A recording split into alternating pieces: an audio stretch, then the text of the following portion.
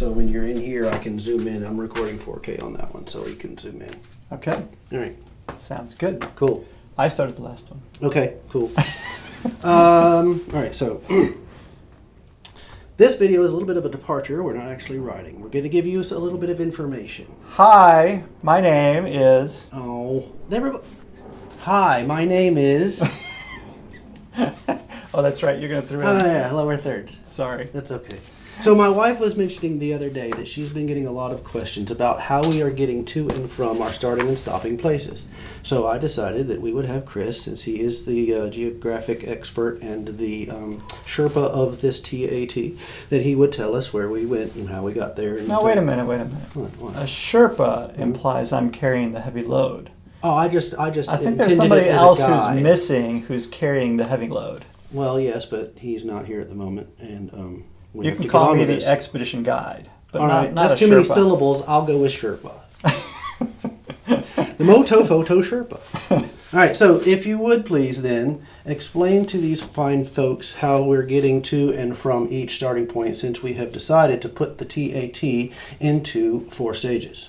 Well, we initially started off with 3 stages. We bit off more than we could chew. Correct. But because we are self-employed photographers and we needed to come home and make a little moolah, we decided to break the stage up into what? Very little moolah. Very little moolah because, Yeah. coronavirus. Anyway, hashtag pandemic. Yes. So we broke the trip for ourselves into 4 stages, 3 in the beginning, but we ended up with 4 for many reasons. So that in between stages we could come home, shoot a few weddings, shoot a few corporate events, shoot a few whatever we needed to, and so that's the way it went for us. Now, the TransAmerica Trail may be different for you. You might be a teacher and you have all summer off. What was his name? Travis. Like Travis. We met Travis he's a teacher. He's got the summer off. Go for it if you have the ability to do the whole thing in one stage. For us, we did it different. We broke it up into 4 stages. And we get a lot of questions on logistics of how we got back and forth between the different stages. Thus the map. Yeah. But here we are in Charleston, South Carolina. We actually live on the East Coast. So that worked out easy for us. So what we did is we rode our bikes from Charleston up to Morehead City. At the time, because of coronavirus, Cape Hatteras, which is technically where the trail begins, was off limits. It's an island, and they were afraid of bringing in the virus onto an island, so that was off limits. So we started in Morehead City, which is on the mainland just before you take the ferry over to the island. Now, on the way up, we stopped and met Steve, and actually it worked out perfect because my friends Dale and Mike live in Ocean Isle, which was about halfway up, somewhere in North Carolina, and they treated us to a wonderful lunch. It was a great stop. They're good friends from Horizons Unlimited. Wonderful, amazing opportunity for motorcyclists to band together and host each other and treat each other. It was very kind of you guys. Anyway, we went all the way up to Morehead City, and in Morehead City, another group called Bunka Biker, we met up with Dan and Andrea, and they hosted us for the night. We camped out behind their backyard. So then the next morning we started at the coast, went over, put our toes in the water, and then rode across North Carolina. Now, most of the time we're camping, we're just hanging out in the backwoods, and then we made it all the way to Maggie Valley. My cousin Beth and Ken live in Maggie Valley. They're motorcyclists, they are photographers, and of course they're family, so they hosted us. We camped in their backyard. Wonderful little stop there. That was the end of stage 1 for us. We took the trail back home. I love your little hand. Visual aids! Go ahead. How late did you stay up at night thinking about how to make that Well, work? they're paper cutouts. I did it in about 20 seconds. Can you show everybody how the motorcyclists change direction? Like that. But we're heading east this point, so we're here. Okay. Then what? All right, so then we took a break, and then stage 2 began, and stage 2 we went back up, but instead of going to Maggie Valley, we actually went all the way up to Tennessee. What was the name of the town in Tennessee? Newport. Yes. Newport, Tennessee, and met with your friend. Britt Barnes. From? Fortune Fire. He's a Fortune and Fire kind of fame dude, but Yep, anyway. yep. Great host. We camped out at his place and then went back and met up with Beth and Ken for coffee the next morning. On through Tennessee over to Tellico Plains. My brother Dan, wonderful guy, came over from where he lives in Georgia and hosted us that night at the Cherahalla Mountain Trails campground. Great campground. We highly recommend it. Hi, Wayne. You guys are great over there.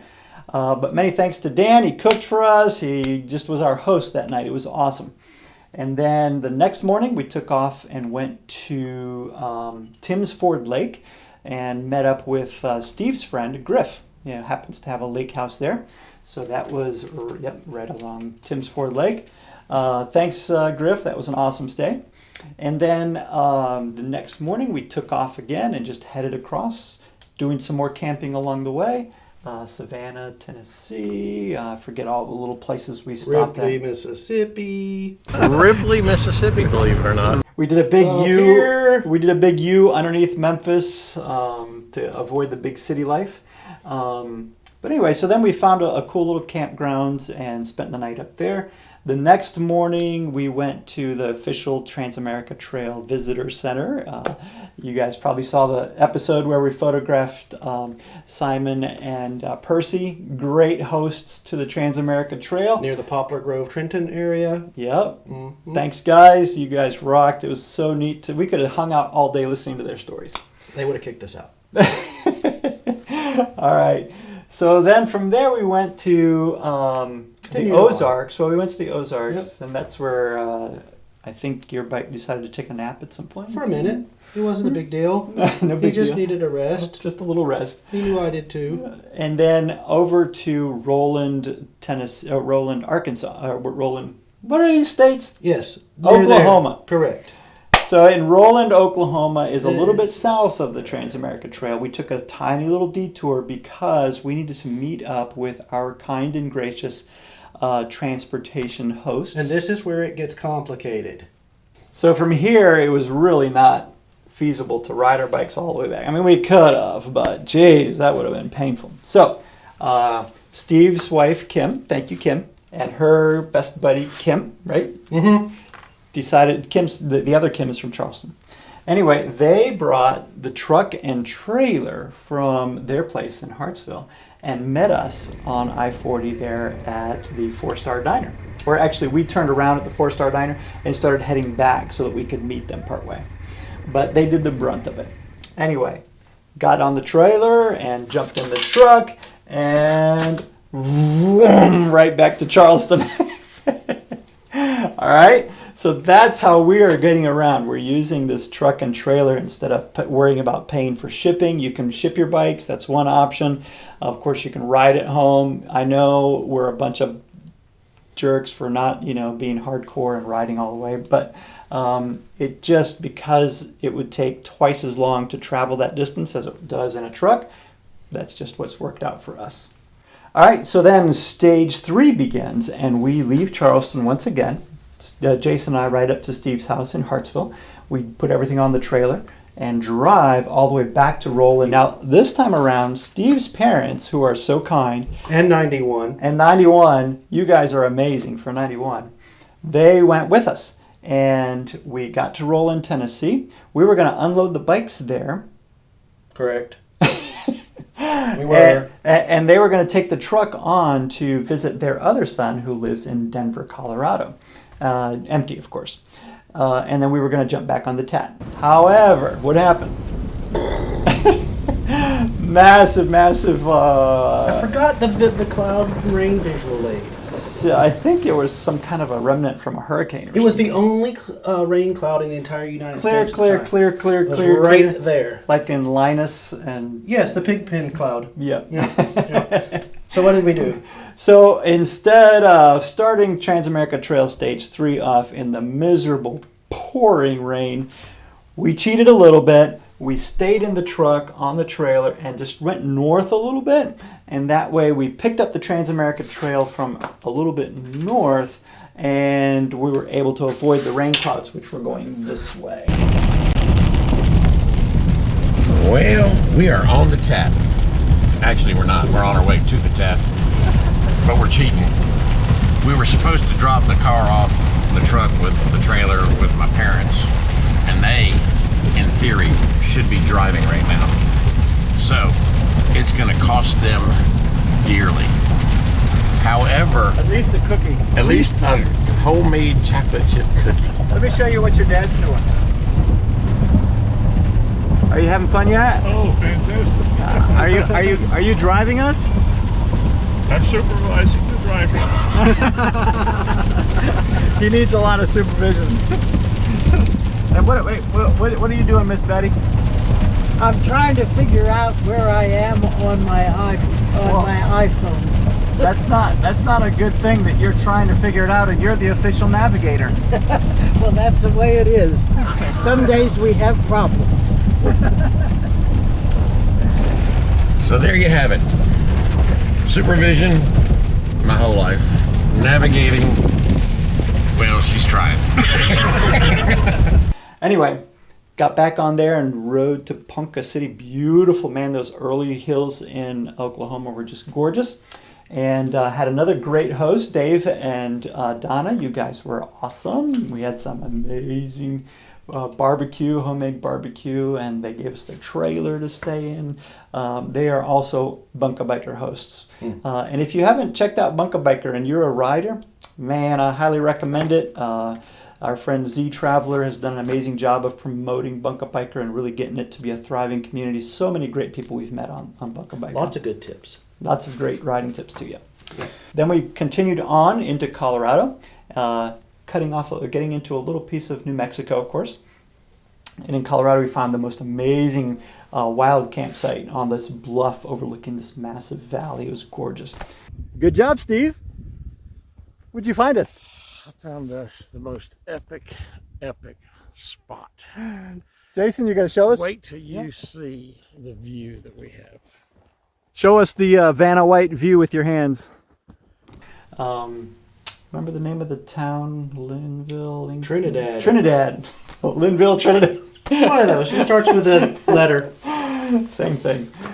From there, we went to Canyon City, Colorado. Correct. And we had wonderful hosts in Canyon City, man. And that's Three just separate hosts. three. We had one that thought they were bunking us, one that was actually bunking us, and one that happened to be some friends of mine The rest of it I need the band for. from Charleston. They were just a secret little extra. That's correct. So yeah, we do definitely want to thank Steve and Nancy. Steve and Nancy were awesome, great communication. My beautiful wife actually shipped my infrared camera from getting repaired over to their place, so they were kind enough to receive the camera for me. They fed us. It was delicious. Had a wonderful evening. Met so many of their friends who stopped by. And then we went over to Jerry's house, Jerry and Jean Ann. And they put us up in their camper for the night. And they Big were old RV. great hosts. The next morning they helped us fix a couple of electrical issues. It was awesome. So that was Where we are? Canyon City. And then from Canyon City we went up and over the Continental Divide. Watch Marshall out, watch Pass. out. Visual aids. Marshall Pass was awesome. And then down from Marshall Pass, that was the Continental Divide. Where did we go? Oh, we stayed in Sargent's. And we had a huge thank you to Chris, by the way, from Tomichi Creek Trading Center. Trading Post. Tomichi Creek Trading Post. They were packed, but he squeezed us in, gave us a little spot to put our tents up. Right by a babbling brook. Right by a babbling brook. At 34 degrees. It was freezing that night. And we were at what, like 9,000 feet Lost high. count. I woke up with a headache and bloody nose. Ugh. But beautiful place. Highly recommend Tomichi Creek Trading Post if you're going to. Then from there we went to Lake City and had a nice campsite there. There's nothing more exciting being in a hammock and hearing right outside your hammock. Oh, that's when we went up and over Cinnamon Pass and Correct. all that gorgeous scenery, and then spent the night in Monticello. I don't know if that's how you pronounce it. It is today. The temperatures were going to get cold again that night, and we said, forget it, we're not camping in that weather again. So we stayed at this cool little motel. Kim was a great little host. We appreciated Country Inn. I like your shirt. that. The Country Inn in Monticello. Great pizza just down the road as well. Bangers. Bangers Pizza. So Then we went to Moab. Moab was kind of not on our radar, but we ended up cutting the trip short. Why did we cut the trip short? It was going to snow. It actually did a little.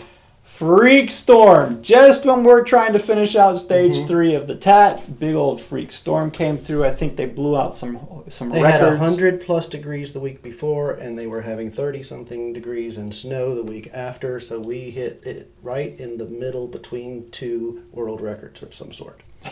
So we decided to just play around in Moab and then skedaddle. Yep. However, bad luck in Moab. Bad luck in Moab, and if you haven't seen our other posts, please share it. Please help us out. We lost one of our GoPros, which is okay. We don't care about the GoPro, but the GoPro contains some critical footage for our stage 3 videos. There's an entire backup story and electronical gremlins that made this accident happen, and we're not going to get into that right now. But just to mention, if you do find a GoPro in Moab, anywhere between the Days Inn and Jug Handle Arch. Jug Handle Arch. That's the last place we can narrow it down to. Yeah. But there it is. If Please. it ever does show up, it's going to be one heck of an epic lost footage episode. Just saying. Absolutely. All right, so now we get all the way to Moab. How are we getting back, Chris? So then Steve's parents again. They jumped in their truck with the trailer that they had from Denver, Colorado, and came over and met us in Moab. We threw the bikes on. We drove them back to Denver, Colorado, where they were staying with Steve's brother.